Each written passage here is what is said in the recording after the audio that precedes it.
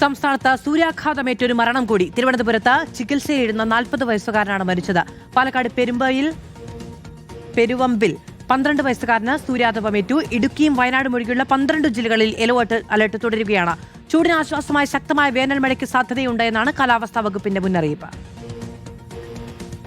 തിരുവനന്തപുരം ഇടവ വെൺകുളം സ്വദേശിയായ 40 വയസ്സുകാരൻ ഷൈനാണ് സൂര്യാതപത്തെ തുടർന്ന് മരിച്ചത്. കഴിഞ്ഞ 18-ാം തീയതി ജോലി കഴിഞ്ഞ് വീട്ടിലേക്ക് മടങ്ങുന്നതിനിടെ റോഡിൽ കുഴഞ്ഞു വീണ ഇയാളെ നാട്ടുകാർ ആശുപത്രിയിൽ എത്തിക്കുകയായിരുന്നു.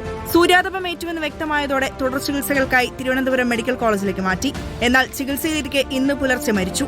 സംസ്ഥാനത്ത് കടുത്ത ചൂട് തുടരുന്ന സാഹചര്യത്തിൽ കാലാവസ്ഥാ വകുപ്പ് നൽകിയ ജാഗ്രതാ നിർദ്ദേശവും തുടരുകയാണ്. ഇടുക്കിയും വയനാടും ഒഴികെയുള്ള 12 ജില്ലകളിൽ ഇന്നും യെല്ലോ അലർട്ടാണ്. ഇതിനിടെ ചൂടിന് ആശ്വാസമായി മഴ ലഭിക്കുന്നതിനുള്ള സാധ്യതയും കാലാവസ്ഥാ വകുപ്പ് പ്രവചിക്കുന്നു.